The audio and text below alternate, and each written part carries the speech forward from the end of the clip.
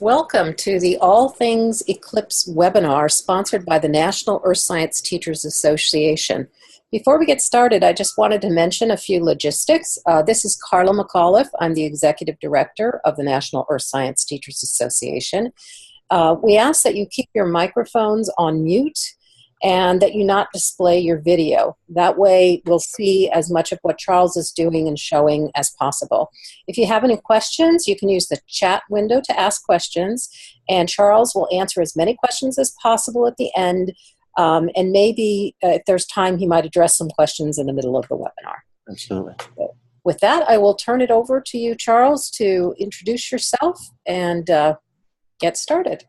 Thank you very much, Carla. Hi, everybody. Thanks for joining me today. My name is Charles Fulco, and I am a longtime science teacher with Port Chester Public Schools. I've since left that position to take a role as NASA and AAS Eclipse educator for the past couple of years. I was just ending up my time right now at Carbondale, Illinois, which is going to be the site of the greatest length of totality. So the past 2 years, I've been traveling to 9 states along the path of totality from Oregon to South Carolina, and I've visited 28 other states in the path of partial eclipse. So during this time, I've been chatting with teachers, administrators, colleges, universities, science centers, planetariums, and all discussing ways that we can actually view the solar eclipse not only safely, but also to experience it the way it should be experienced. And especially for those who live in the path of totality, that means anybody in Oregon or Idaho or a little bit of Montana, Wyoming, Nebraska, Kansas, Missouri, Illinois, Tennessee, Kentucky, Georgia, North Carolina, South Carolina. You're going to be in for quite a treat on Monday. If the weather doesn't look great in your area, I know some of you are stuck because you'll be teaching in the classroom, but if for some reason you're not teaching yet, please get in your car if the weather doesn't look good and try to get to another spot so you can witness totality, because it is a truly life-changing experience. Charles, can you speak a little bit louder? Sure, absolutely. Absolutely. I'm at Carbondale right now. I'm at Southern Illinois University at the Student Lounge, and I just arrived last night, and it's just been a beehive of activity here today. Having to get everything in order and setting up our equipment and getting press credentials. And I had to run to the dollar store because a shipment did not arrive as I hoped it would. So since I'm all about budgeting, teaching on a budget, actually, I try to frequent dollar stores as much as possible, which I did today. And I wanted to get started with going over a PowerPoint that I'm going to be presenting on Sunday to teachers and students who are going to be here, along with faculty of Southern Illinois University, SIU, and parents and SIU students. So let me get started here. And I want to tell everybody that whatever I tell you right now regarding the eclipse, anything I can say or possibly describe or demonstrate will not nearly approach what you would see in reality. I've traveled to 4 continents around the world over the past 26 years, seeing total eclipses in China, Austria, Argentina, Mexico, and now finally I get to see one in my own home country. I'm totally excited about it because we haven't had one here since 1979 in the continental US. So a whole generation of teachers and students have come and gone without seeing totality. The other cool thing is they're calling this the Great American Eclipse because it goes literally from coast to coast, from Oregon to South Carolina, and the path of totality does not touch any other country. This hasn't happened since before the U.S. became a country. Back in, I think, the 1300s was the last time the moon's umbra, the dark part of the shadow, which we'll talk about shortly, only touched U.S. soil. So that's pretty exciting. And it's being called the Great American Eclipse also because not since 1918 has a total eclipse traveled from coast to coast. The last eclipse we had in the continental U.S. only clipped a little bit of the northwest. So this is really exciting that teachers from coast to coast in the span of 90 minutes will see totality on Monday, hopefully with clear skies. Okay, again, this is from my friend Michael Zeiler. He has an eclipse site called greatamericaneclipse.com. It has everything you really need to know about the eclipse. Wonderful visuals, state maps, archive materials, things like that. It's wonderful. The point, I'll see if I can Explain what that is. The round, the black disc there, that's with the corona, the yellow corona around it. That's an image of a total eclipse, and it's centered right over Carbondale, Illinois, where I am, because that signifies that is the point of greatest or longest duration of totality. We're going to get about 2 minutes and 40 seconds of totality here. People in Oregon will see about 2 minutes exactly, and people in South Carolina will see about 2.5 minutes. So this happens to be the point of longest duration. So I'm really excited about that as well. The red part are those people in the partial area north of the eclipse. The blue part are those viewers south of totality in the partial area. So you can see everybody does get to see at least a partial eclipse. And obviously, the closer you are to that white line, which is about 77 miles wide, so it's not very wide compared to the rest of the country. But if you happen to be in that white path, then you're good to go. You will see, if the sky is clear, the moon completely cover the sun for 2 minutes or a little bit more than 2 minutes. Here's my friend Michael's site, which I do an educational blog on as well. This shows you what the moon phase actually will look like. And of course, the farther away you get from the path, the more of the sun will be revealed and not covered up by the moon. So it's really, again, people say, is it good to get, how close is it good to get to totality? I say, well, for me, it's not good unless you're in totality, but understanding that there are many teachers who can't leave for whatever reasons, many people who have jobs. The closer you live to the path of totality, the more of the sun will be covered and the stranger the lighting will get. And that's pretty cool too, to be able to see how the lighting changes even if you're not in the path of totality. For those of you who have Google Earth on your computers, and I hope you all do, check out Google Earth eclipses. So when you go into Google, type in Google Earth eclipses, and you'll get this Google Earth software comes up with the actual eclipse path on it. And you can see how it does go from Oregon to South Carolina, and that black spot is the point of greatest eclipse. This is the AAS, the American Astronomical Society's homepage, which I have a part in. My resources are on there. And again, you can see it's basically the same idea about the farther away you are from the path, the more of the sun will remain visible during the maximum eclipse. This is NASA's homepage, which I believe my things are on there too. And it's got a countdown, 4 days, 3 hours, 29 minutes when I copied this, and now it's actually closer than that. So that's a really good website full of resources and visuals. And then since we don't have much time today, I'd like to start off with the basics. And I was surprised going around the country the past 2 years that a lot of teachers, and understandably, I did speak with a lot of non-science teachers, they wanted a basic refresher course with eclipses, so I'm happy to do that. Eclipses are pretty simple, actually, even though they're so beautiful, but they're simple because all you need is 3 things. You need a light source, which I use a little dollar store basketball to represent the sun. You need one body, and you need another body. In this case, we have the Earth and the Moon. And when all 3 line up in a line like this, you get what's called a syzygy, which is a great word, S-Y-Z-Y-G-Y. And what happens is about twice a year, the sun, the Earth, and the Moon line up in a straight line, and you actually get either a partial eclipse, an annual eclipse, or a total eclipse. There has to be 2 solar eclipses every year because of just the way the celestial geometry works. But there can be no more than 5 solar eclipses a year, and there doesn't have to be a total eclipse. Total eclipses actually only occur about every 18 months, about every year and a half. And the reason they seem so rare is because they usually occur over water, because the Earth is 75% water, as you remember from your social studies classes. And so 75% of the time, a path of totality will fall over water. They also fall over mountainous ranges, so makes it very hard to travel there. They fall in polar regions, and now we have to worry about dangerous political locations. So there's a lot of reasons why most people have not seen totality, and that's why this eclipse is going to change significantly the amount of people who have not only seen totality but will have recorded it and posted it around the world. So I'm very excited about this. Now, a lot of people ask me, what's so special about eclipses? Because there has to be eclipses in other planets in the solar system, and sure enough, there are.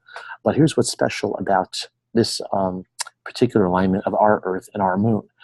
The sun, as it says here, is 400 times larger than the moon, but in an amazing coincidence of nature, it's also 400 times more distant.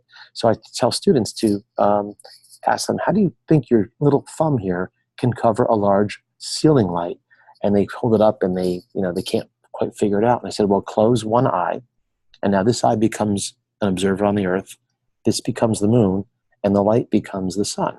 And if you close this eye, keeping this eye closed, some kids have to put the hand over their eyes. You bring it in, bring it in, bring it in until the thumb just covers the ceiling light. Or if you have a globe in the classroom, that works too. And at that point, they could see how something so small can cover something so large. It's all about perspective. And that's really cool. And again, here it is kind of laid out in 2 dimensions, which is very difficult for kids and even a lot of adults to understand. So I always try to have the globes handy, and I have kids, go outside. If we go outside and we actually have the sun's shadow, then we don't need the sun, and we just use the earth and the moon. And you can see how with enough light from the sun, you place the moon, so it goes in front of the earth, and you'll actually see the moon's shadow fall over the earth. And if you have a playground with the map of the U.S. on it, that's really cool, because then you could actually take one of the globes and run it over the map from Oregon to South Carolina, showing how the Earth will be eclipsed by the moon and how the moon's shadow will appear traveling from West Coast to East Coast. So I'm not a big fan of 2-dimensional worksheets and textbooks and such. I'd rather go out and get the kids doing it using student-centered learning, which is wonderful for STEM. It's wonderful for performance expectations in science and engineering practices, which we'll talk about shortly also. So again, total eclipses are not that rare. They just seem to be because they're just usually inaccessible. Or you have to be kind of wealthy to actually travel to see a lot of them too, because they do occur in places like Fiji and Africa and places like that. So one reason I haven't seen as many as I would have liked to have seen is just simply because I didn't have the money a lot of times. So some of the phenomena that you're going to see, and these are for people in the path of totality. People who are experiencing partial eclipse will not see this, but I just want to give you a real quick view. The corona is what most people want to see during totality. It's like a fingerprint of the sun. Each one is different because the sun is always changing. It's very dynamic, and it has a lot of energy that's always changing the shape of the corona due to magnetic forces and just due to the sun's incredible energy that it produces. So the picture on the lower right, that's one I shot in Patagonia. The one above that is one from Mexico, and that's what's called the diamond ring effect, which we'll see in a second. The one on the lower left, that's a sketch from the 18th century. And the one on the right is from 1991, taken by one of my friends they call Mr. Eclipse, Fred Espenak. And he's really amazing at getting the most lifelike view of the corona. Bailey's beads are simply the last bits of sunlight visible before the moon completely covers or uncovers the sun. And they last about 5 seconds or so, and they're kind of cool. And the last Bailey's bead becomes what's called the diamond ring effect, which is the last bit of sunlight that you see just before totality, before the moon extinguishes the last bit of sun, and then it's the first thing you see when totality ends.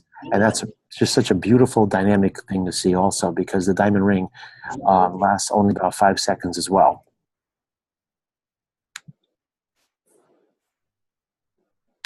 Coming off the sun's surface, and those are very beautiful. And one thing I like about totality as opposed to a partial eclipse is a total eclipse shows you colors that you just don't see on the Earth. Lots of beautiful colors and things that kind of overwhelm the senses. So don't be surprised if you come away from totality on Monday not remembering it too well, because it's just such an incredibly sensory, life-changing kind of thing. You're not used to seeing these types of colors, these types of events happening. It's very dynamic, so just be prepared. The chromosphere is also a beautiful, gorgeous pink that no photo can hope to replicate. And then if you want to take your eyes off the sun for a second, you can look around during totality and see that there's a 360-degree ring of twilight that's caused by the uneclipsed areas of the atmosphere outside the path of totality shining through. And here's what changed eclipses and predicting them. A few thousand years ago, and we don't quite know how they did this because it would have taken a long time for them to figure this out, but every 18 years and 11.3 days, an eclipse occurs of the same variety. So if you go back to 1999, on August 11th, there was a solar eclipse that has almost this exact same path as the one coming up on Monday, the exact same duration, and almost the same latitude. But the difference is because of that zero point 0.3 days or 8 hours, the Earth has rotated, will have rotated 120 degrees, bringing the eclipse that I viewed with my family in Austria around to the longitude of the US. So while we're seeing the exact same path for all intents and purposes, it's shifted a third of the way around the globe. So it's kind of cool knowing that the eclipse that hopefully I will see Monday belongs to the same family that I would have seen 18 years ago in 11 days. And then you project that into the future, there'll be one coming up at the end of August in 2035 that will have the same type of path and pattern. So knowing this allowed fairly accurate calculations of eclipses back into the past or eclipses into the future. And that really changed. Charles, Yes. I'm sorry to interrupt you. I just would like to ask, Diana, can you turn your video off, please? Diana, I don't know if you can hear us. Can you turn your video off? Thank you. There we go. There we go. Go ahead. And part two is I want to talk about issues, and this is what's been consuming me for the better part of this year.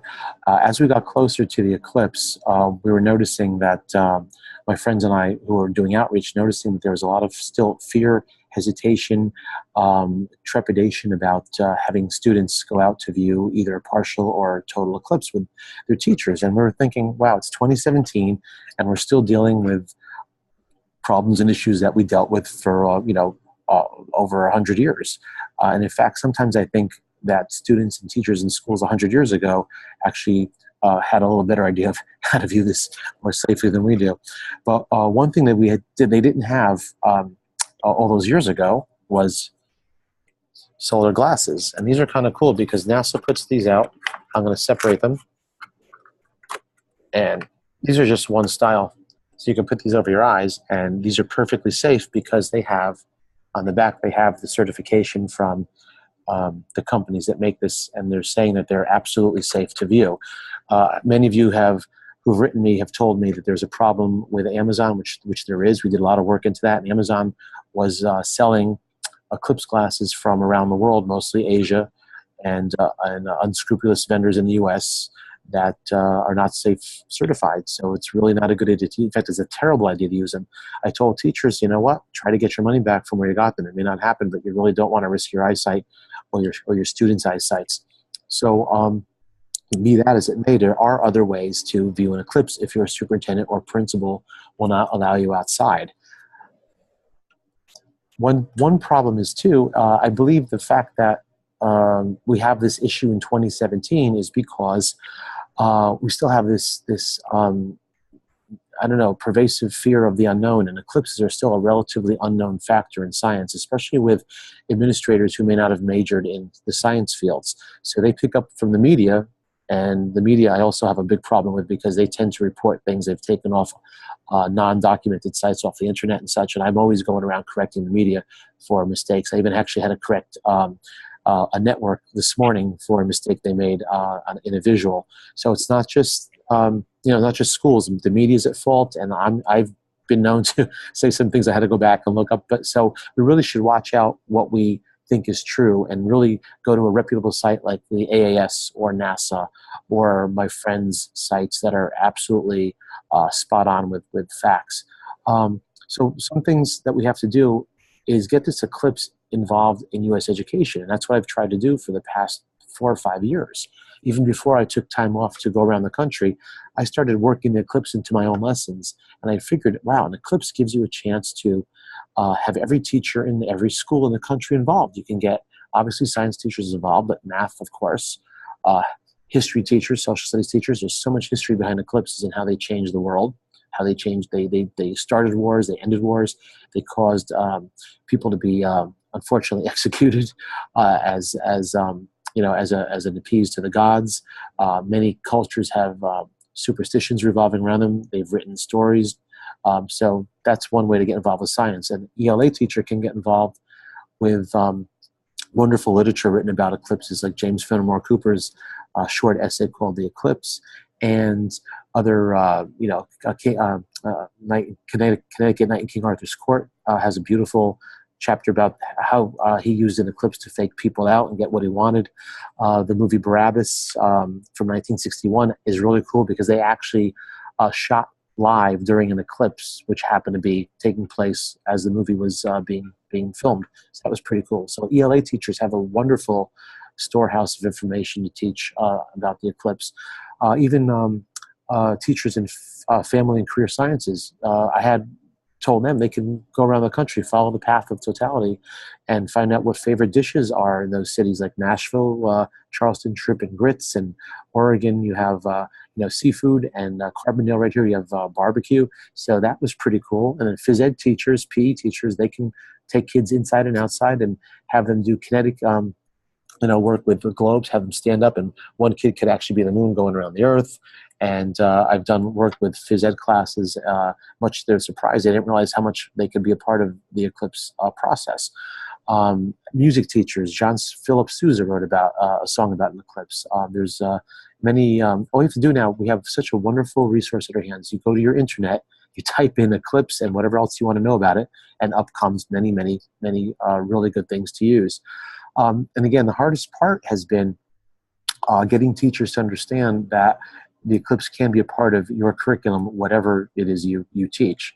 Now let's take the other side. Let's go to the administration side.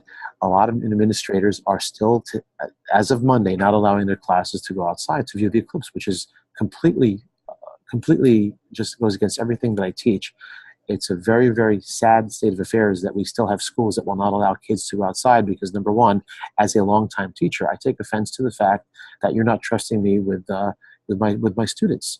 I've never run into that issue with my own district. They've always let me do whatever I wanted with eclipses, and I've never had one issue even come close to being a problem. You let the administrators know ahead of time what's going to happen. You send notices home. You do what you got to do to cover yourself, but you also explain to the administrators, here's what I'm going to do.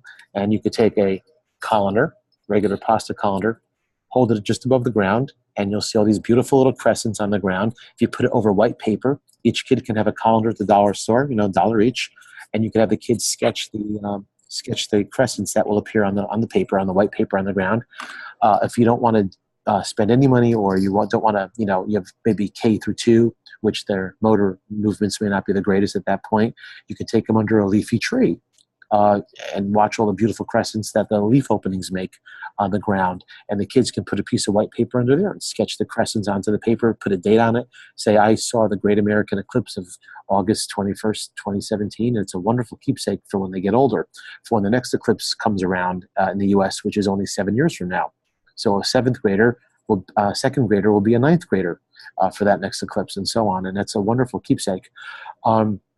And a lot of principals and administrators in media and even eye doctors, I had a talk with eye doctors about putting the scare into the public. Again, and the Amazon didn't help things by selling faulty glasses.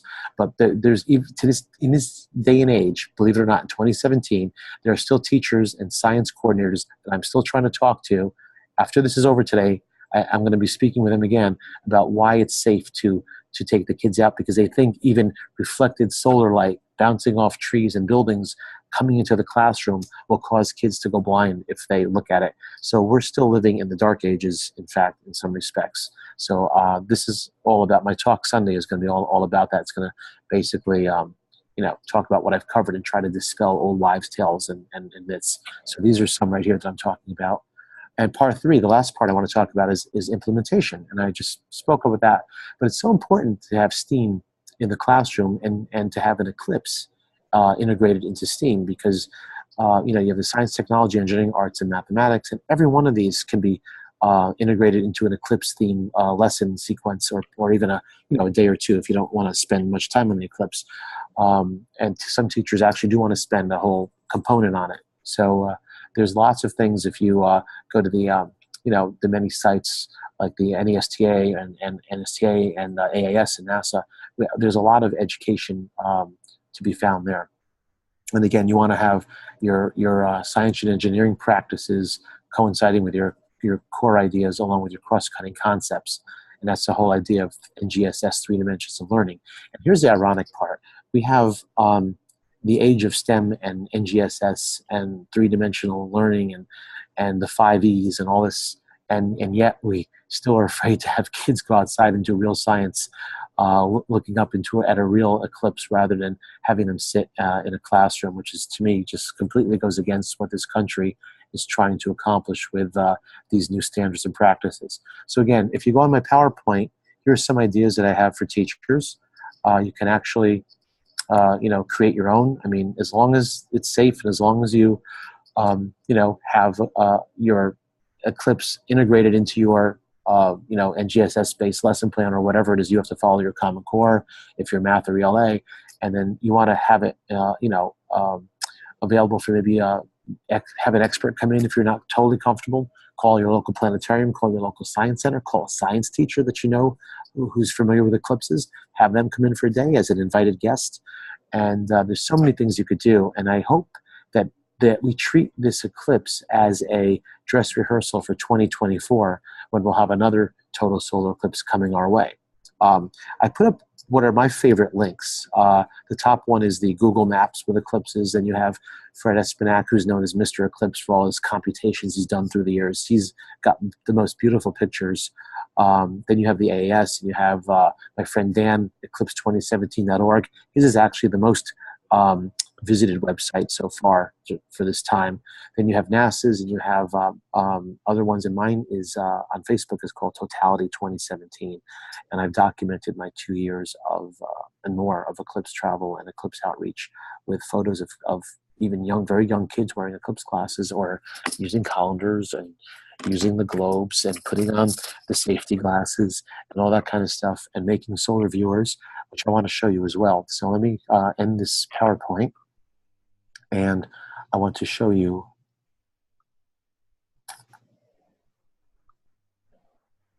these solar viewers, how to make them very easily. So there's a magazine called Dig that asked me last year if I would actually do a brief article about how to make pinhole cameras. So if you go to the Nesta website, this will be on there, as well as it's on AAS, it's on NASA. So there's a few ways to get a hold of it.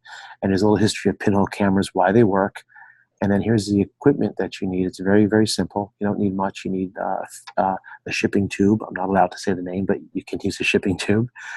Scissors, pencil, tape, aluminum foil. Again, everything you get at a dollar store. So this whole thing should cost you under $10. And at certain places, the shipping tubes are free. And I give very explicit instructions on how to do it with visuals. And you can see that it only takes about 7 steps to do. And there's what it will look like when you're done. You put it on your shoulder, you turn away from the sun so it's perfectly safe. No one's looking directly at the sun. And there's your solar viewer. So and if anybody has any questions, please feel free to email me. My email is saros61@gmail.com, and that again is available on my Facebook Totality 2017 site as well. So I'm giving you many ways to reach out to me to with the last few days we have before the eclipse. Charles, I'll put that on your page. You might want to bring up that page. Sure. Because this is where it's the same page you use to log on to the. Sure. Okay. And there's the page. And you're going to put it somewhere down here, Carla? I would probably resources. I would probably put your email up at the top. Okay, good. So this is, for those of you who haven't seen my page, this is the page that Carla developed. I love it. I've posted it on my own sites as well.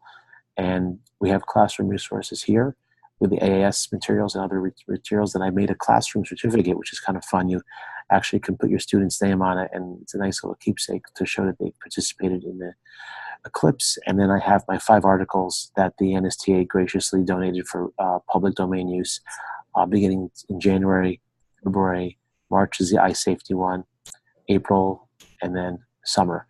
And each of them deals with a different topic or topics, and altogether, there's nothing I believe I left out with this eclipse. So I'm really excited about everybody being so interested in this. And I wanted to leave some time for Q&A. So if anybody has any questions, I'm all ears. I'm just going to take the full screen off now, stop sharing. And since we have a small number of folks, I'm actually going to say if you would like to unmute if you have a specific question, that's perfectly fine.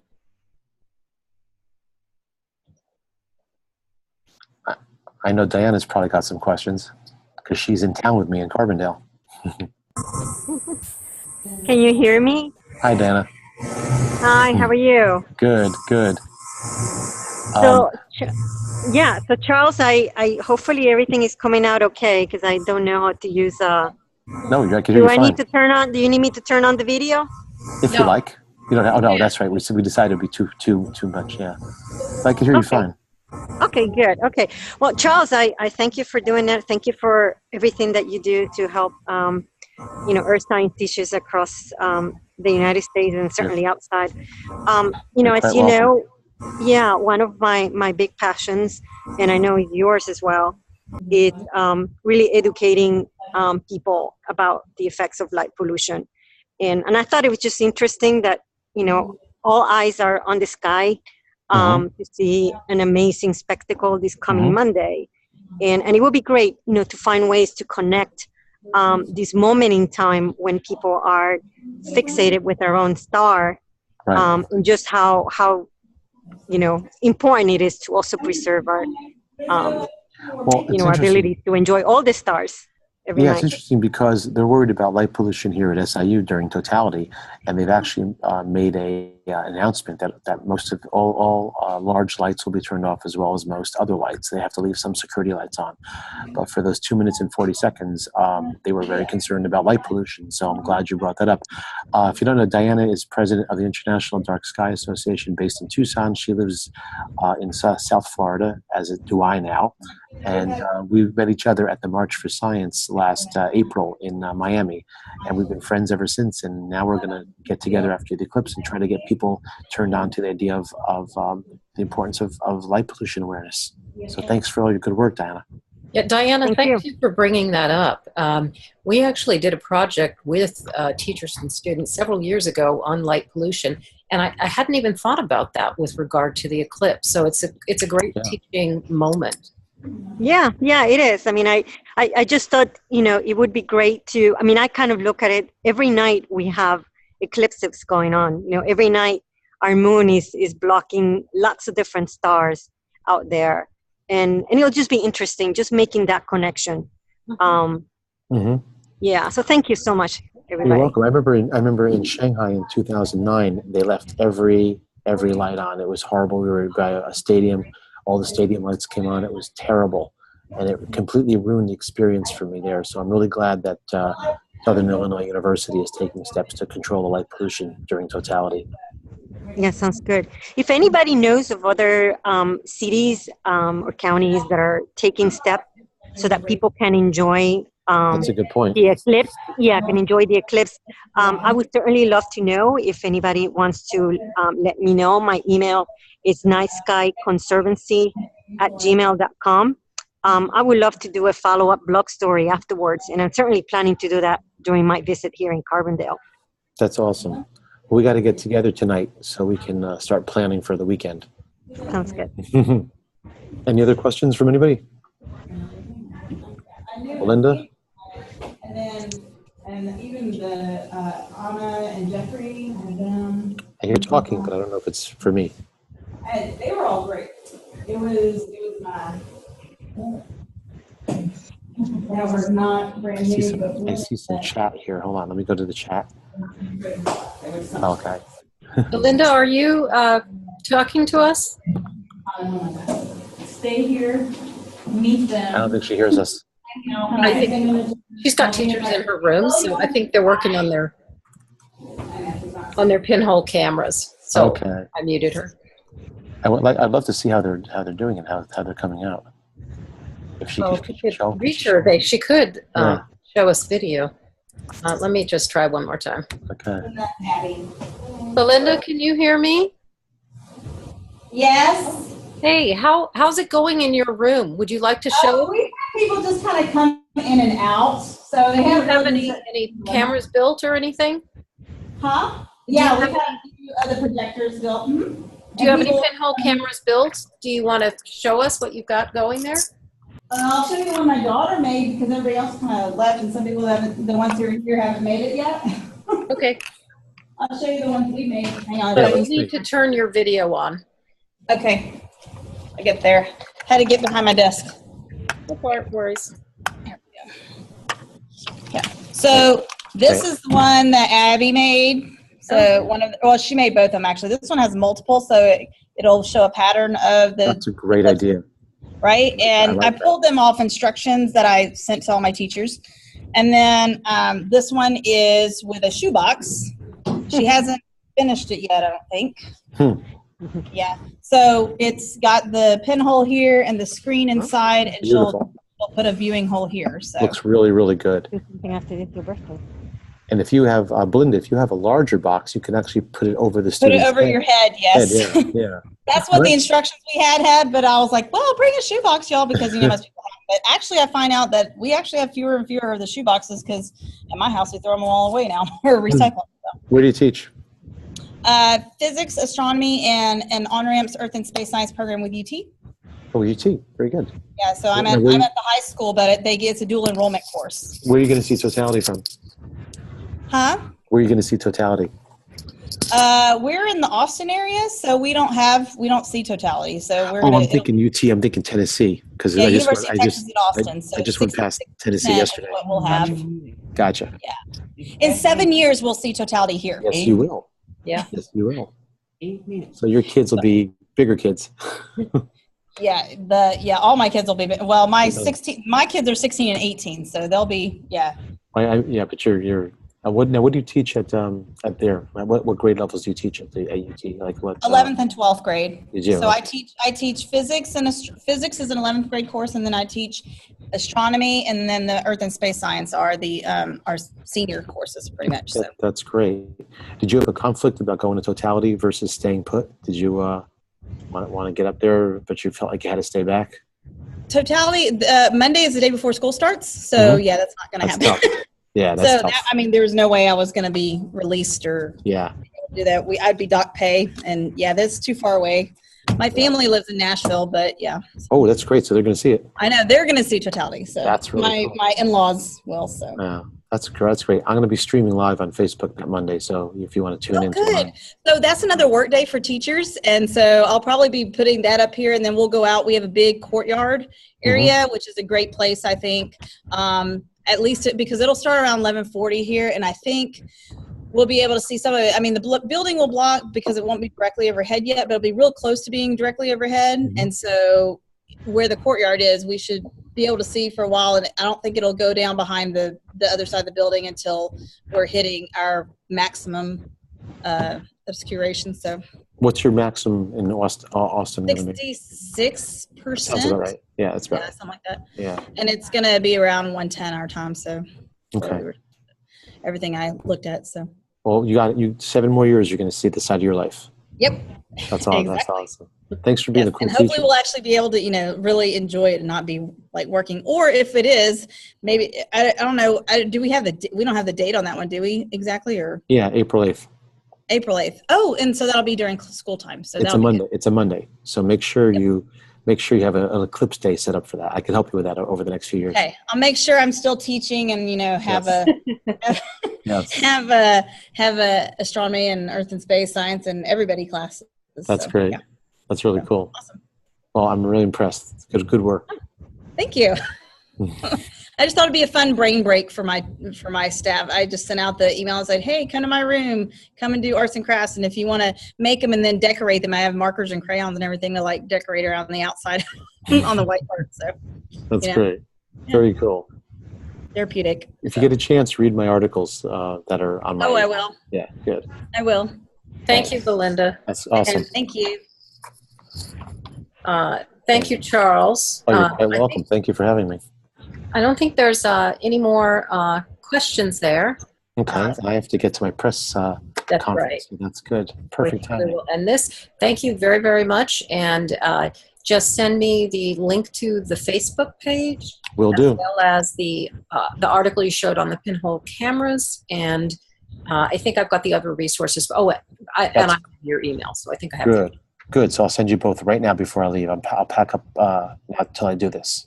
That sounds perfect. I'm going to end the recording now. Okay. So that it'll download and then I can pop it up on the website. Great. Thank you so much. You can also send out a message saying that it's posted. I'll let you know when it's posted. Oh, great. Thanks, Carla, so much, and thanks for everybody who showed up today, and it was really, really nice. Okay. I hope everybody sees clear skies on Monday. Thank you very much. And Diana, I'll see you later tonight. All right, sounds good. Okay, thanks everybody. Okay. Bye-bye. Bye-bye. Bye-bye.